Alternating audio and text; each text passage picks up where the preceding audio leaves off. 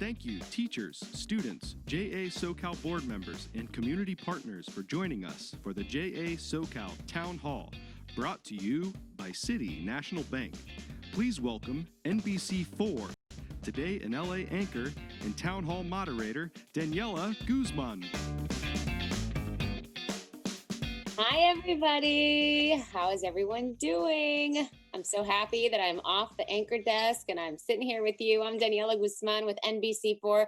Just got off work and I was really looking forward to today just to meet many of you, of your students. You are our future, and I'm also excited to hear from our panelists.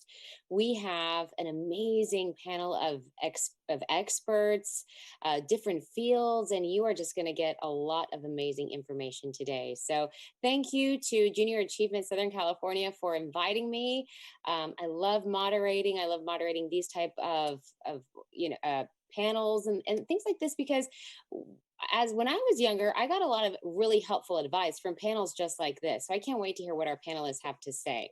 And as we have a really exciting program for all of you, and this just kind of feels weird doing this on Zoom. I know it's so much better to do it in person, but life is going to go on, and we have to continue doing this and preparing you for your future, for your education, and so you can just realize all your dreams and all your goals, because we know you have a lot. We want to help you get there. So before we introduce you to all the panelists, we're just going to ask you to take a deep breath. Okay, I know that we are going through a lot of stress right now. Maybe you're feeling overwhelmed because you're on Zoom all day long with your classes. So we've invited someone really special just to help us relax for the next hour, that we're going to be sponges and to soak everything in. I want to introduce Milana Snow. And Milana, and we were having a little trouble with her connection, but I'm so glad that we have you, Milana. I want to introduce you properly. You're one of the leading voices in wellness and mindfulness in the United States. And we need you, because we need you as a healer. We need you to give us confidence. And how do we just forget everything that happened around us this morning and just be present and soak in everything that we're going to get in today from our panelists? How do we do that? Oh, well, I would love to actually show everyone. Do you mind if I do a little meditation? Let's do it. Amazing. I find that words do teach, but experience is our best teacher. And so I think today, what I would really love to give all of you is an experience of yourself.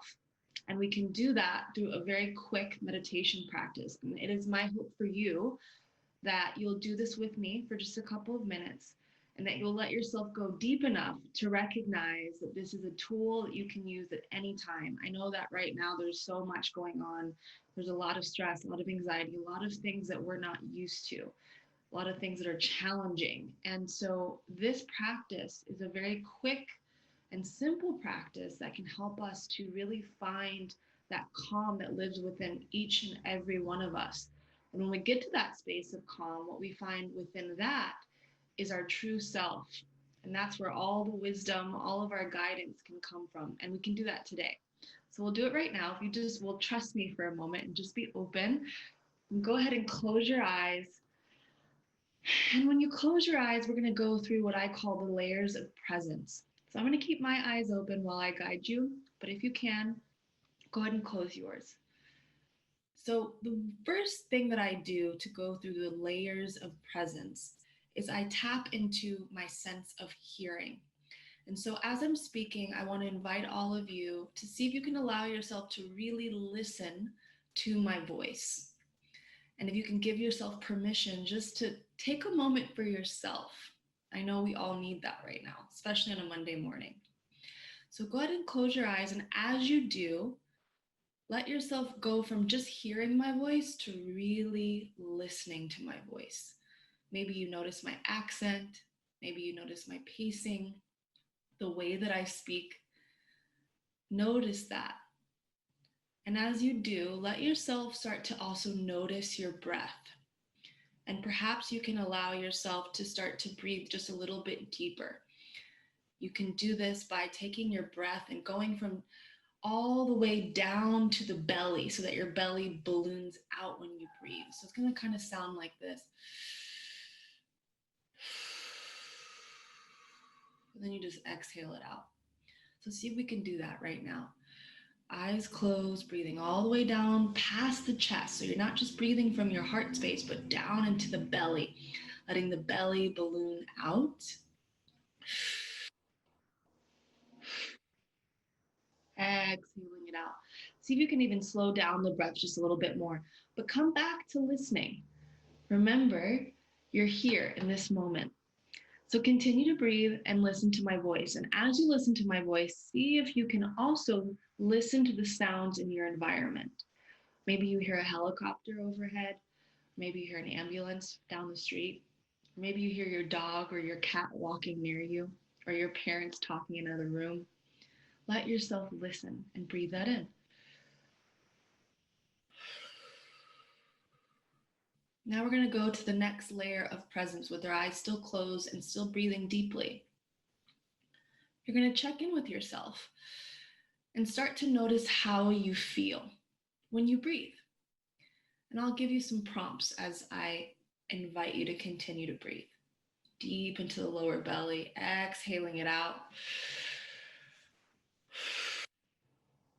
How do you feel? Do you feel excited? Anxious? Do you feel like you have something else to do? Are you thinking about something else? How does that make you feel? And breathe into that.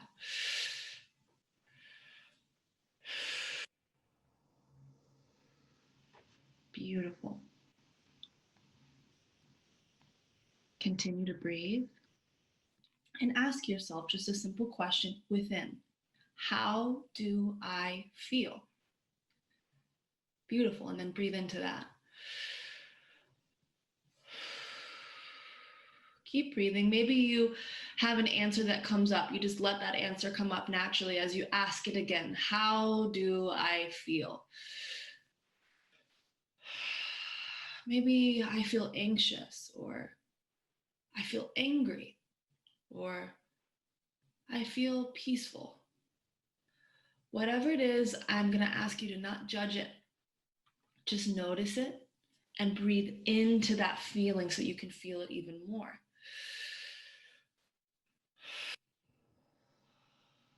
Beautiful. Maybe the breath feels caught in your chest. Notice that, and let's breathe in to the lower belly and see if we can release it with our exhale. Try again.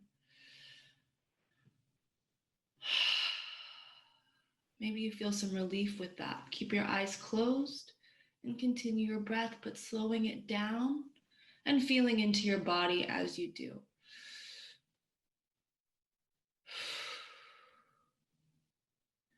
Now, before we close this meditation, I have one more thing to give you. And that is to ask yourself, what is my intention for this session today, for this experience, for this talk? What do I want to receive? And what do I want to give? Breathe into that. Ask yourself, what is my intention for today's event? What do I want to give? And what do I want to receive? So important that we have intentionality in everything that we do, even when we're on Zoom. So let your mind just show you what you might need to get out of this experience today. And breathe into that. See if you can feel in your body where you feel more relaxed. And breathe into that. We're almost done. So coming back to your intention, what is my intention for this session? Perhaps for some of you, it's to have more clarity. Maybe it's to get the confidence you need to make that big decision that you need to make, or to speak something that you need to express to your friends or family. Maybe you want to have more clarity or support in that with this session today. Take in one more breath so you can let that intention be fully understood within you. All right? Before you open your eyes, come back to listening one more time. In my background, I can hear alarms going off. I can hear people talking on the street. Let yourself notice that you're here right now and that in this moment you are safe and all is well. And when you're ready, before you open your eyes, you can start to move your fingers and your toes with your intention in your mind. You can open your eyes. Thank you so much for doing that with me. I hope you'll remember this practice. There's a couple of things that you want to remember whenever you use meditation or whenever you're about to go into something that you can really learn from. One is to be present. We have so many things that we have to do: homework, home chores, the list goes on and on. But whenever we show up, we want to be fully present. And that's what we all just did together. And there's power in that individually and doing that as a community. The other thing is to have intentionality. So, why am I going into something? Why am I filling out this application? Why am I having this conversation with an adult that can support me? Really be clear about what it is that you'd like to receive and what you'd like to give. And with that, I'll turn it back over. Thank you all so much, and I'll talk to you more later. Oh, Milad, I feel so relaxed. Thank you so much. That was incredible. Thank you for bringing that calm and for opening with something like that. Because although we have a really long to-do list and our phones are probably buzzing like crazy or we're getting notifications, being present and taking advantage of all this advice in this moment, you're right, is so important for us. We're investing time, you're investing time in yourself, students. So take this very seriously. I know all of you are. Okay, so Milana, we're going to see you in a little bit. By the way, don't worry, Milana's going to stay with us. She's going to be one of our panelists, so we're going to hear great advice from her as well. But first, I want to start off by just saying, many of you may be asking, like, why am I here? Why are we doing this session? Why are we doing this program? Why do we have these panelists? Well, we know that we are really living in uncertain times, and you may feel stuck not knowing what's going to happen tomorrow, what's going to happen in a week or a month, or what's going to happen in your future. First thing I want to say is this pandemic is not going to last forever. Okay.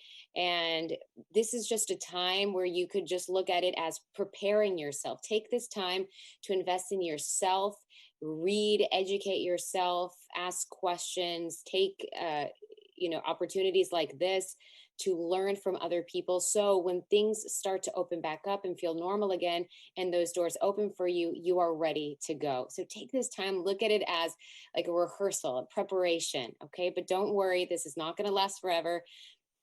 Things will go back to normal. But in the meantime, let's get ready for that. Okay. So I know we're going through also, this global pandemic, a recession, a very just intense election season, what it's been, civil unrest, and you may just be really scared and uncertain and frustrated about what's happening.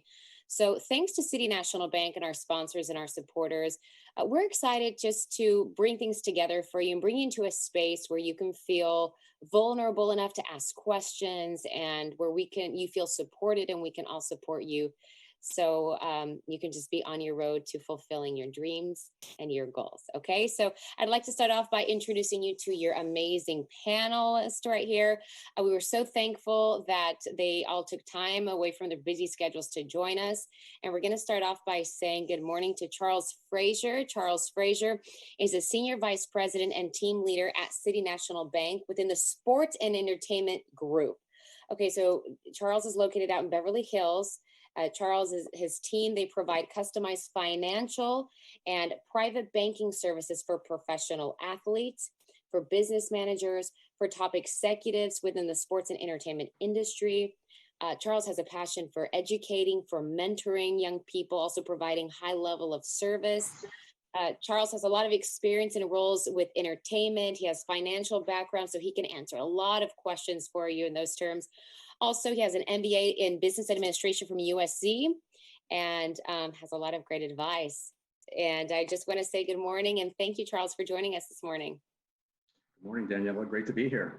Yeah, great to see you. We'll hear from you in a minute. And then next, I want to introduce Dr. Francisco Rodriguez, who's the chancellor of the Los Angeles Community College District. It's the largest community college district, by the way, in the nation, with 9 accredited colleges and over 250,000 students enrolled, which is very impressive. You're a noted scholar and education activist. Dr. Rodriguez, you have more than 30 years of experience as an educator, faculty member, administrator within California public higher education, has a lot of great advice too and experience. So thank you for joining us, Dr. Rodriguez. I'm so happy to be here. Thank you, Daniela. Sure, we'll visit with you in a little bit. And then we want to introduce you to Cindy Lopez. Cindy Lopez has a passion in working with first generation students of color, LGBTQ plus students, to assist them with their law school application journey. You guys get really excited to hear from Cindy. She's got a lot of great advice too. Following 3 decades of Deputy Attorney General for California Attorney General's Office, 13 years in leadership in the college access nonprofit space, Cindy founded a nonprofit group called LEAP, and it builds access to law school education for groups who are underrepresented in that field. So if you want to be a lawyer, you want to learn anything about, the industry, then she's the perfect person and has really good advice. So Cindy, good morning. Thank you for joining us. Good morning. Thank you for being here, everybody. All right. Yay. So of course, we want to thank all the students that are here and present online and listening to all this advice, taking your time to show up and to care about your future. Nearly 400 of you out there know that your future is important. And so you're here with us, and glad you're here to get some of that advice. So we asked each of these students to submit a question, and you've put a lot of thought into it and a lot of curiosity, and we really like your questions, and we're going to get to them. Now, because this is a 60-minute program, we're not going to be able to get to all of the questions that you may have, but the good news is there's a lot of Junior Achievement staff members out there who are going to be able to answer all your questions. So don't worry if we don't get to your question. Somebody will get to it. We want to make sure that you feel good after today's session as well. So as promised, we're going to be also holding a random drawing for all the participants online with us today. And that's going to be at the end of the town hall. So we want to get started right now. We know, as I mentioned, that the current climate right now, it really feels scary, and we don't know what's going to happen. The course that you were going probably before this pandemic happened has changed, and that's part of life, and that's going to happen more than once in your career and in your lifetime. And some of these panelists will give you the advice of what you need and what it takes to get over these obstacles that you may be facing right now. So I want to start off with Charles. And Charles, some students are feeling a bit derailed right now with everything that's going on. Could you share a moment that you experienced, or a lesson that you experienced in high school where you felt like things weren't going the direction that you wanted, and what did you do to overcome that? Absolutely. Thank you, Daniela. What resonates for me is actually the summer that I graduated from high school. I took a job as a mover with a moving company. And the reason I took that job was it was paying a lot more than the other summer jobs. And so I didn't really think about what it was to be a mover. I'm from Tennessee, and if anyone knows anything about Tennessee, in the summer, it's hot and it's humid, it's 100 degrees, and you sweat all day long. You sweat as soon as you come out of the door. And so being a mover, that was one of the hardest jobs I've ever had in my life, but it taught me a whole lot of things. One of the things it taught me was a work ethic and hard work.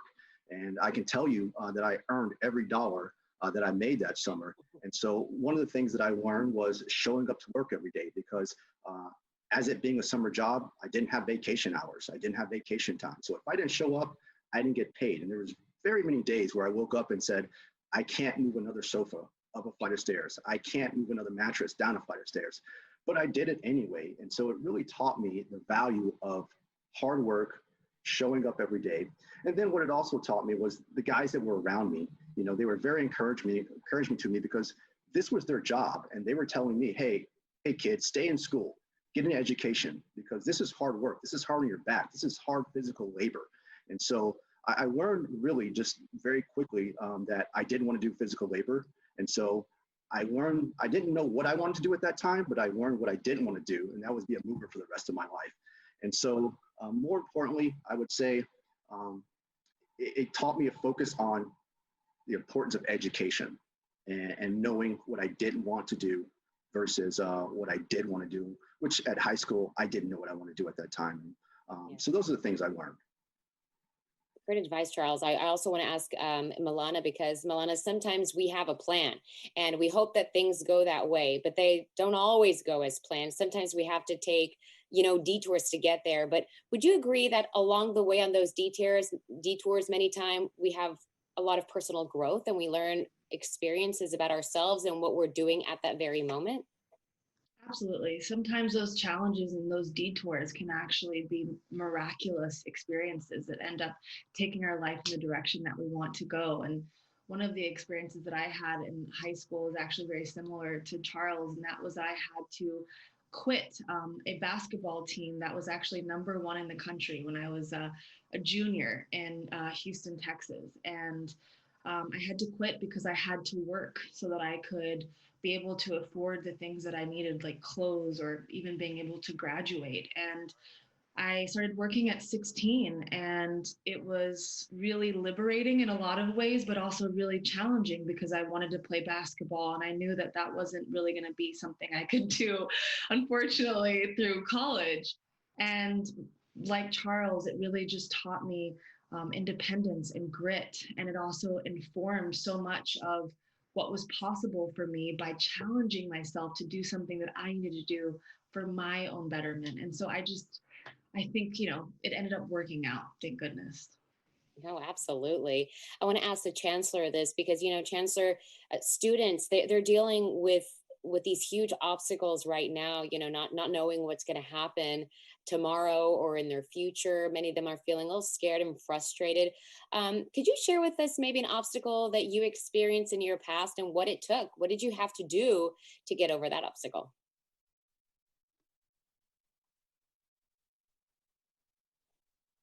Chancellor, can you hear me okay?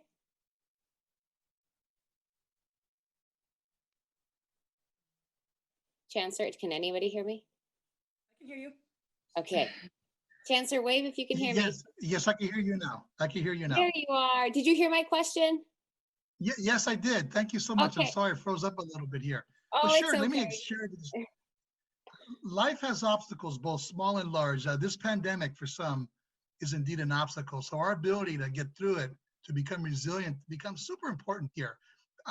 In answering your question, I'm going to choose when I chose my college major and ultimately changed it, I think was, for me, an obstacle that I had to overcome. I entered college as a civil engineering major, thinking that that's what I wanted to do. First generation college student, I was strong in math and science. I was curious. I liked to figure things out. My high school counselor thought it was a good idea to major in engineering. Even when I said the words civil engineering, it sounded good. So the path was clear. I felt that I was all set. So I powered through my first year, got involved with student engineering clubs, was in my second year, and then I discovered that the major wasn't what I thought it was. I really wasn't enjoying the work as much, and consequently, I wasn't enjoying the work and I was barely getting by. So in my third year, I spoke to my academic advisor at college, and she said, let's try some other areas of study. Take a break for the moment from calculus, engineering, and let's try history and social sciences and education. And wow, did I flourish. And almost by accident, a light went on. I discovered that I love tutoring math to students at local high schools, and really began the foundation for my passion to work in education. And what's really interesting is that today I work on approving facilities plans to the 9 colleges that I'm responsible for. So it's important to know that no education is ever lost. So I would give some advice in recognizing that overcoming obstacles builds resilience. It builds your ability to bounce back. Investigate your choices. Don't just do what others expect of you. I learned also that asking for help is a sign of strength, not a sign of weakness. So many times we go through this stuff alone. Follow your heart, trust your instincts, listen to your inner voice, and then know your story. And for me, knowing my story, my immigrant story, built a lot of confidence. Once I learned about what my parents had to go through and what they had to struggle with and overcome by where their obstacles, my obstacles felt a lot smaller, and I was more able to support my own journey and build some confidence. Yeah, you found that inspiring as well. And someone who likes to ask a lot of questions is Cindy Lopez. And I know, Cindy, you have some really great advice because you were saying earlier the importance of of networking, asking questions, but specifically asking questions to people who do what you want to do. Don't be afraid, because many times people want to mentor and they want to give you advice and they want to teach you things that nobody told them. So your advice is don't be afraid to ask questions, right? Absolutely. So obviously, I got paid to ask questions for a living. I had done that starting in middle school. And networking is it's such an important skill. And I know that it gets overused. So if you don't like the word networking, use connections. Yeah. So I would really encourage all the students on here, no matter what you want to do, law, television, journalism, engineering, whatever it is, find an adult in that career who does that, and reach out to them, email them. People love to give advice, and adults will love to help you. I mean, you can email me if you're interested in law. I'm always willing to talk to students, but you have to ask questions. And the questions you're going to ask are, why do you like your career? Do you have free time? What is your lifestyle like? These are things I never thought about. It's not just about making money. It's about what kind of life you're going to have. Are you going to have a life where you can, time in your career where you can give back? These are things that you should be asking now, because maybe the career you're thinking of is not necessarily one that you're going to end up enjoying after you talk to these people. So constantly asking questions and then follow up is great. It's a great skill to have. I agree. Adults love when we see our youth ask questions and interested and are dedicated. We love that for sure. And we can also tell in my career, for example, we get interns all the time. Well, we haven't in the last couple of months, but we get interns and we can tell immediately those that just like want to be on TV and those that really like want to have a career in this. And so we tend to want to guide, those people that look prepared, that come prepared, that want to know more and ask good questions. Man, I love to help them. We all do.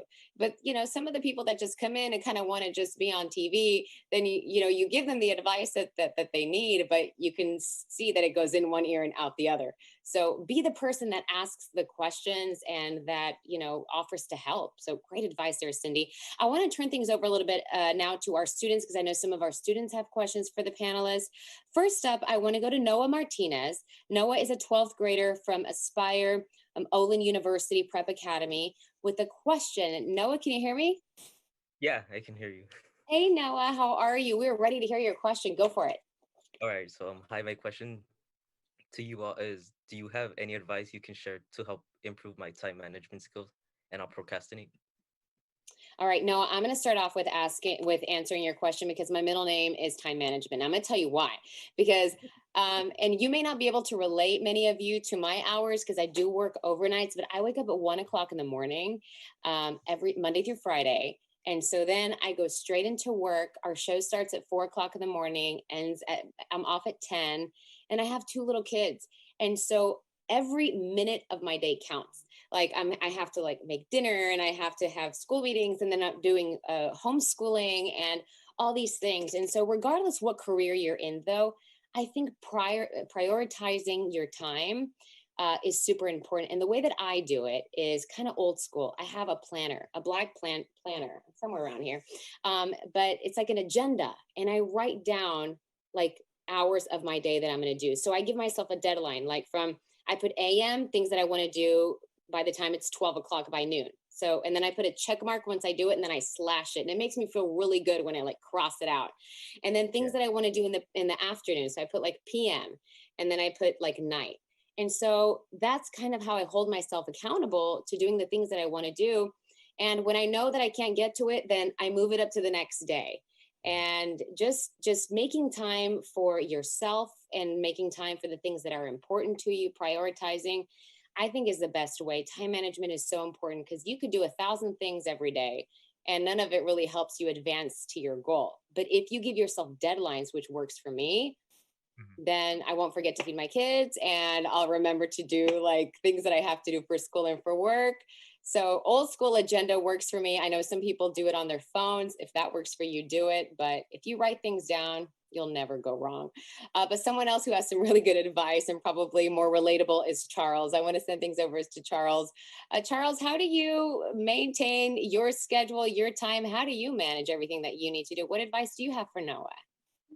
Danielle, you explained it well, but it's a great question. And to be honest, I wasn't very good at it at the beginning. It wasn't a strength of mine. I had to teach myself time management and how to plot out my day.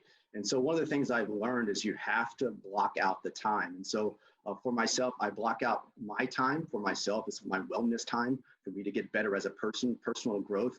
I block out time for my clients so I can call my clients through certain hours of the day. And it's generally the same hours of the day, 10 a.m. to 2 p.m. And then I block out time for my team, and that's generally in the afternoon. And then also I have a 9-year-old daughter, so I have to block out time for my family as well. And so it's really about blocking out the time and then holding yourself accountable to that time and then holding the other people accountable to that time. So if you're in a meeting with someone and they're 5 minutes late, hold that person accountable because it's really your time that they are, wasting in essence. And so holding that person accountable to the time as well. And the other thing that I like to do is once you set it in your calendar and your schedule, it allows you to attack your day instead of letting your day attack you.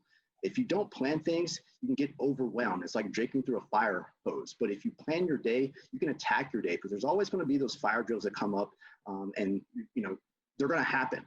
But if you have things planned out, it's easier to navigate your day and get less flustered when those things come up that you didn't plan for. So I would just say, plan your day out and then attack the day. Don't let the day attack you. And Noah, don't be afraid to say no. Sometimes your friends will ask you to do things that are going to take you off your path and you may not be able to do it. But in some you will be able to do, just pick and choose what you have, what you make time for, and just think of your time. Your time eventually is going to be your money. And so whatever you invest your time in is really what you're going to see flourish. Whatever you sow your seeds in, you'll see the results of that. So that was a great question. Hope you got some good answers there. Thank you. All right, Noah. All right, our next question is from Simon Gonzalez, who's a 12th grader from Santee High School with a question. And Chancellor, I think I'm going to see if you can answer this. I feel like you'll have a good answer for Simon. Simon, go ahead with your question. Hi, so I want to start off by saying thank you for having me. It's a pleasure being here. And my question is, can you provide some tips for first-generation college students in order to help them succeed or make their college experience easier? And what can I do in order to get a job and move up quickly after college? Simon, All thank right. you. Great question. I mentioned earlier that I'm a first-generation college student, and many of you are as well. My parents came from Jalisco, Mexico, many, many years ago, and they provided tremendous stability in our home and did a great job in raising us and the whole bit. But they couldn't really help me with college. That was not their experience. So first, I would say get some help to pick the college that is right for you. There are so many different types. If you stay in the Los Angeles area, for example, you have over 100 choices of great colleges and universities, short-term programs, 2-year schools, 4-year schools, different sizes, different majors, different locations throughout the area, of course. I work in the 2-year college system called community colleges. And here's why students like enrolling with us. First of all, we're the most affordable. And you're probably aware that if you come to us straight from high school and enroll full-time, you'll get 2 years of tuition-free education. We have smaller classrooms, excellent teaching, flexible scheduling, both online and on ground. We come back to that, and hundreds of programs of study to choose from. And your first 2 years go towards a 4-year bachelor's degree, where we have guaranteed admissions to those 4-year universities. We also have 2-year schools. Not everyone's going to go to the 4-year program. It's okay if you don't. If you're interested in nursing or respiratory therapy, biotechnology, automotive technology, those are 2-year programs to come to the community colleges to learn. We also have short-term certificates. In a few months, you can learn the tools to be a cloud-based computing professional, for example. So the advice I'd give is that the colleges have a multitude of resources, all geared to help you succeed. And I want to throw out these words so you start to become familiar with these acronyms, these letters, words such as EOPS, Puente, our Dream Resource Centers, our counseling and advising, career centers, hundreds upon hundreds of student clubs, throughout our colleges and universities. So pay attention to these programs that reach out to you when you enroll in college, and connect to others who have similar experiences. To get the job quicker, always volunteer, get an internship, identify a professional mentor. Student clubs are a great way to volunteer and to get connected to your discipline, to your area of study, or through a particular cause. So gain experience and knowledge in the field, and then seek guidance. Seek guidance on your cover letter, the resume, how you present yourself, and you can be successful. So thank you, Simon. Great question. Thank you for your advice. Yeah, that was a fantastic question. Charles, I want to get your 2 cents on Simon's question here about what's the best way to land a job and to move your way up. Yeah, Chancellor Rodriguez, outlined it very well. And so, what I would add to that is once you've got your job, now what? What do you do? And so, it's been spoke about earlier, ask a lot of questions. You're new in the role, ask as many questions because that's how you learn. And so I see it when we have interns come in, those that ask questions, they pick it up a lot quicker. And those are usually the individuals we end up hiring versus the ones that don't ask questions. And then it's about putting in the work. There's no substitute for hard work. There's no substitute for putting in day-to-day work each and every day. And then I would also say, take on more responsibility, because the person that raises their hand and says, hey, what else can I learn? What else can I do? What can I take off your desk?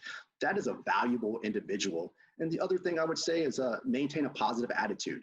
When we're looking for individuals that we hire, there's 3 things. We kind of narrowed down to 3 things. There's a lot more than that, but there's 3 things that we've narrowed down to is individuals that are humble, individuals that are hungry, and individuals that are smart. And so if you have those characteristics, those can take you far and help you move up a lot quicker. Yeah, great advice there, Charles. And if you don't know how to do something, be the one that's a quick learner, right, Cindy? Absolutely. Cindy, I do want to see if you can piggyback a little bit on Simon's question, because you have experience at college access and things like that. What advice would you have for Simon? So in terms of college access, yes, I have lots of experience. There are so many organizations out there that are specifically geared towards first generation students of color, immigrant students. So I'm going to talk about this organization called SoCal Can, but you can Google it. I would also go to your counselors at your high schools, because they are very familiar with the colleges in the area. I would also think outside the box. And I know for California students, this is hard, and especially for students who come from immigrant families who want to be near their family. I would really think about applying to school outside of California. I did not do that. I stayed in California. I went to UCI. I don't regret it, but I wish I would have gone to either law school or undergrad in a different area so that I could know what it's like to live in a different area of the country. Because I knew I would come back to California, but so I would really suggest being very open-minded about where you want to go. Also, like the chancellor said, there are lots of different colleges. There's community college, there's the Cal States, there's the UCs, but there's also private colleges. And if you have a good GPA and you get a pretty good SAT score, although I know this year is kind of funky with COVID and SATs, there are private colleges that would love to have all of you there. They would love to have first generation students who have overcome obstacles, and they will give you really, really good financial aid. I've helped a lot of young women get into colleges across the country, and they don't have a lot of debt. So that's another thing that's really important to research is tuition. And how much debt are you going to be in? Are you going to get scholarships? Are you going to get grants? Are you going to get loans? So especially now that you're a senior, you really should, other than researching colleges, you should also be researching how are you going to pay it. There's a lot of great scholarships out there, especially for students in LA, that I would recommend. This is a good time to start researching that. No, don't feel intimidated by what it could cost you. Do your research, but there are a lot of resources out there that could help you get a great education. So Simon, great question. Hope that helped. Want to get to Lady Alarcon now, a 10th grader from also Santee High School, here with a question. Hopefully we can answer your question. Lady, can you hear me? Yeah, thank you for I having go for me. it. Ask your question. How do we exactly know which career we want if we like different things?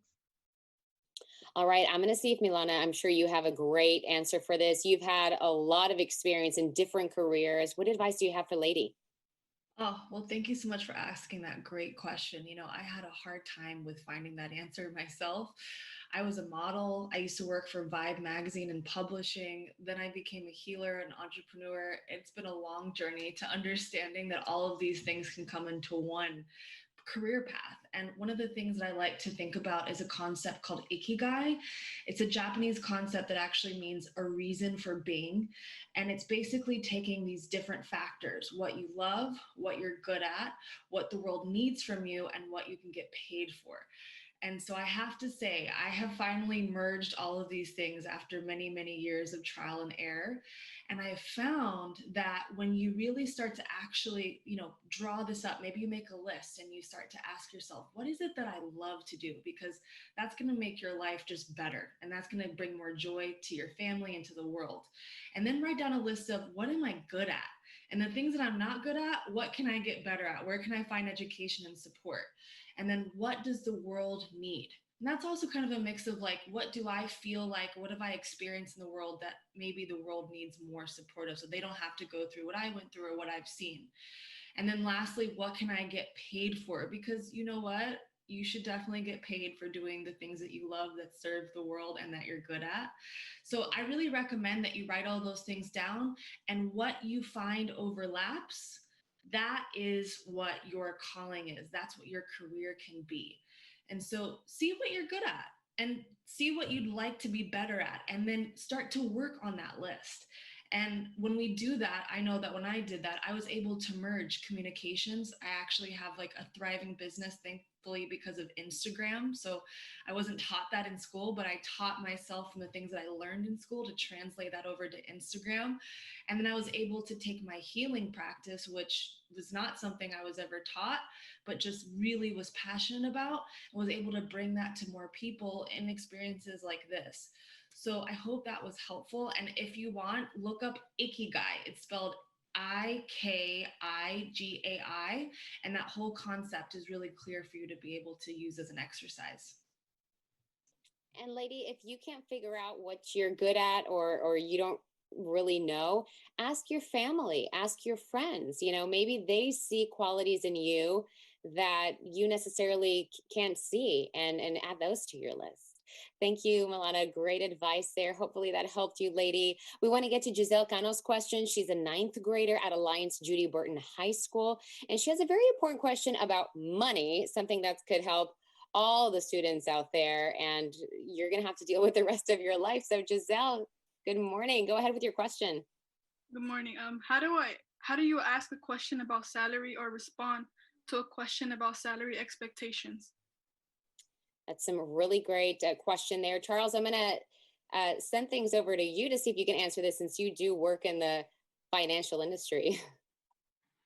Sure, absolutely. That's always a great question. And the first thing I would start with is doing your research, know what the starting salary range is for that position. And then also there's a number of websites out there that you can look at to find that information out.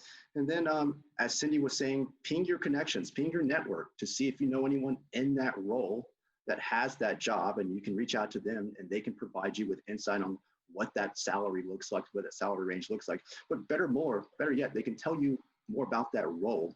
Because what I've learned is getting more money is not necessarily a good thing, because even though a job may pay you more money at this certain time, there may not be growth opportunities in that role. So reaching out to someone that has that role or has had that role in the past, they can really tell you if that's really the right role for you. And the other thing I would recommend is reach out to recruiters. Recruiters are always willing to help. They get paid for that. And so you can always ping a recruiter, and they can give you the not only advice on how to negotiate your salary, but also what that salary range is. And then the last thing is know your worth. If you come in with a great resume, and you've had a lot of accomplishments coming out of college, and you've done projects, or you've interned, you've volunteered, know your worth and don't accept anything less than that, because employers are always willing to negotiate.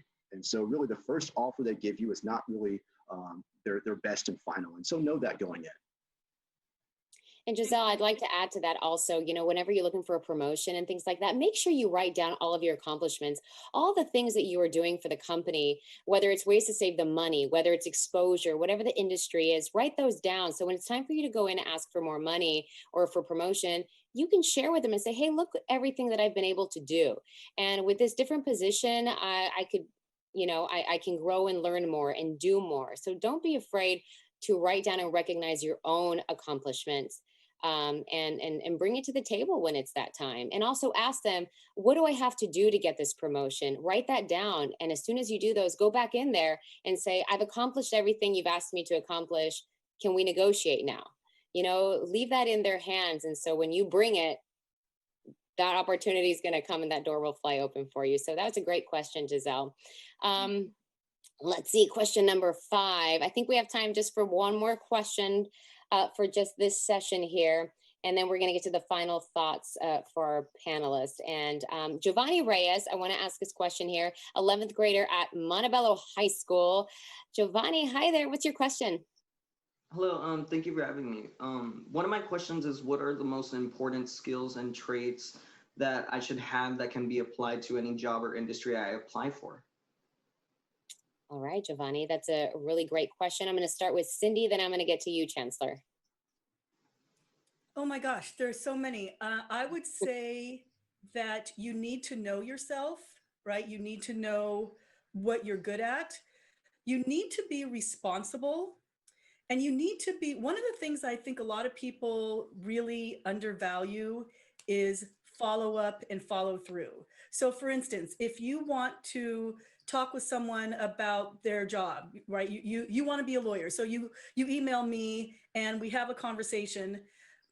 Definitely after the conversation is done, email me or email whoever you've talked to thank them, because you never know with that little conversation where that's going to lead. I also think it's really, really important to express gratitude. I know that doesn't seem like something we talk about on a career panel, but it's real. You will stand out if after any sort of interaction you have with an adult about a career, not only do you email them, because that's easy, right? Anyone can email. If you handwrite a note and mail it to them, I guarantee you will stand out. I am sure that the people on this panel who have received handwritten notes from students or applicants will remember that person, and you want to stand out, right? Because this is career exploration. So I would say, follow up and gratitude and knowing yourself. Great advice, Cindy. Chancellor. Yes, thank you. Great question. Thank you, Giovanni, for that. I've worked in my career for well over 30 years now, hundreds and thousands of students. And there are some qualities and characteristics and traits, as you put them, that I've seen that have made those students successful, who are now doing wonderful things in their communities. And I would say the ability to learn new things, to pick up things, to be adaptable, flexible. You're likely to change jobs in your lifetime on multiple times. So the ability to learn new things and not be afraid of that is super important. Communicating, speaking, writing, and also paying attention to your body language. A lot of students and people in the industry don't pay attention. 80% of your communication is your affect, your body language. Are you interested? Are you engaging? Are you bored? Those sorts of things. Being a team player and being generous and unselfish in your work is super, super important. I really believe that the more you help others succeed, the more success will find you. Being present, I think Melanda talked about that. Being fully engaged is also super important, to be interested in what you're doing. Being a person of character, having integrity, honesty, and perhaps one of the most important skills is being trustworthy. If you are trustworthy, people will rely on you. They will trust you not to, give away information that you shouldn't be. And that's a really, really important skill or characteristic that doesn't get talked about a whole lot. I think you've heard Charles talk about having a strong work ethic and positive attitude. That will take you a long way just by having those two things, being interested in learning things over a long period of time. Then lastly, what's super important, have a sense of humor. Take your work seriously. People are paying you, or you're engaged in work that's impacting people's lives, or you're engaged in something that's pretty serious. take your work seriously, but don't take yourself too seriously. Have a good sense of humor, laugh, share. People want to be around others who are good humored and are fun to be around. Yeah, Giovanni, I'm going to add to that for 30 seconds. You need to be an asset wherever you go. You can't just show up anymore and do on the surface for your work. You have to show up and you have to offer something. For example, I showed up, I was bilingual, and I was able to get my first job over somebody who was more qualified and had more experience than I did because I was bilingual. And I sold myself with that. So find something in the work where you want to be, where somebody, maybe there's nobody that's really good at something. Be good at that, study that, be an expert at that, and then offer that. For example, when I moved here from Texas and Chicago, I didn't have to deal with like wildfires and earthquakes back there. So here I wanted to be an expert at, I knew that when I was going to be on the news, I had to know how much water these helicopters were dropping. How does fire move up? Does it move down? All these little things I didn't know about. Well, I went out, I made phone calls, I made appointments, and I studied, and I became, I'm not going to say I'm an expert at it because we have experts, but I became well enough versed to where I feel so comfortable with it.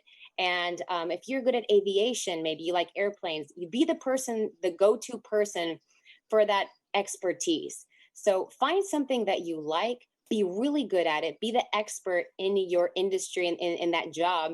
So you're the go-to person. And so that way you're an asset and you're just not showing up. Because I'll tell you, a lot of people just show up and they check out. And you don't want to be that person because you won't stand out like that. I can see it in your eyes. I know you can do that. All right. Thank you so much. Okay. So that's all the time we have for the questions, at least for this program. But we're going to end with, we're going to give each panelist a minute and just your last advice that you can give our students about how to make it, how to be successful. So we're going to start off with Cindy Lopez. Go ahead. All right, thank you. And thank you again for all of you being on here. You're already ahead of the game because you're taking your time out of the day to come and learn from us. So kudos to you. But I would say find your passion, find your purpose, and leave a legacy. So whatever you're passionate about, that's what your career should be about. And it should be purposeful. It's not only about making money. There's nothing wrong with making money, but you should have a purpose and you should be thinking about a legacy. What do you want to leave this world? When my mom raised me, she raised me with the idea that you are born into this world to make it a better place, no matter what you do. And so you need to find passion, purpose, and leave a legacy. Awesome. Cindy, thank you. Charles, your last thoughts? Yeah, I think that each one of the panelists has shared some invaluable things today that we all can learn from. And so I'd like to focus on 3 areas. It's time, personal development, and running your own race. So let's start with time. Time's your most valuable asset. And so you right now being in high school, you all have a lot of time. So you have time to make mistakes. You have time to try new things. And so I would encourage you to do those things. And you have that time period to make those mistakes and try new things. So continue to just do things, try things, and see where, you kind of net out at the end of the day. The second thing is personal development. I'm huge on personal development, and that's more about learning about yourself, keep growing. Some of the panelists have said, personal development, growing as a person, knowing yourself. That's one of the keys to life. The better you know yourself, the better you can go out and find your passion, find what your purpose is. And the last thing is running your own race. When I talk to some of my clients, professional athletes, they get caught up in the locker room. And give you an example, you have your first round draft pick that makes $20 million on his contract versus the last pick of the NFL draft. He's just barely hoping to make the team. And so you can't compare yourself to the next guy. And so once you realize you have to run your own race, that's going to be enlightenment for you. And so time, you have a lot of time, personal development, and run your own race. All right, Charles, thank you. Milana? Well, I definitely want to piggyback off of what you two just said. And to add to that, I would say it's so important that you know yourself and love yourself. I know that sometimes that sounds so cheesy, but I can't tell you how important that really is, because that will take you to the highest vision that you could ever imagine. if those two things are intact within inside you. So get to know yourself, spend some time alone in meditation or journaling, or just some time where you're not on your phone or watching TV. And then really get to know what it means to love yourself, because once you love yourself, you will invest in yourself and you will treat others with love and respect. So make that a priority. And if anybody needs help on that, you can always hit me up on Instagram. My name is Milana Snow. It's just at Milana Snow on Instagram. And I'm always here to support you. Milana, thank you. Chancellor Rodriguez, your last thoughts for our students. Yeah. Yes, thank you. First of all, I'm taking notes here too. Such fantastic advice. I'm so honored to be with the panelists today. I would say I got a couple of things. One is, don't be afraid to fail or to embark on the unfamiliar. Most of us don't even get off the starting block because we don't want to fail. That doesn't feel good. We feel embarrassed.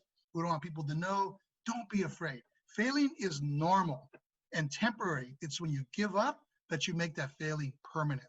So never, ever, ever give up. And don't consider it a failing or whatnot. Just look at it as a course correction.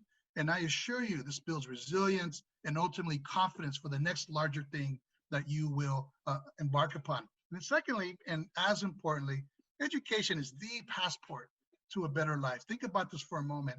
In one generation, from the panelists here, from others that you know of, education in one generation can change your complete personal and family trajectory. My parents were factory workers. They didn't have the chance to go to college, but because they instilled the role and the importance and the value of going to college, then that changed our family's trajectory for those of us who did. And I learned that my lived experience of being first generation, being an English language learner, of being an immigrant, of being low income, those things are actually assets, because those are the majority of the students that I serve at the community college. So my lived experience is actually value added to this enterprise. And I could see our policy directions and things that we do because of my lived experience. So there's no better predictor for economic and social mobility. You know, that's a fancy phrase. That means moving up and getting paid than through an education. So move forward. Education is a passport to a better life. And don't be afraid to fail. Get back up and keep going.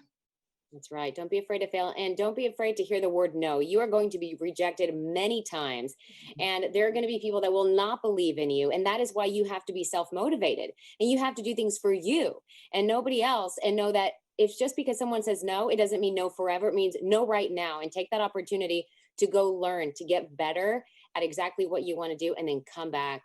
And we know that all of you are just going to shine and be amazing. And we're all here for you to cheer you on. And so is Junior Achievement.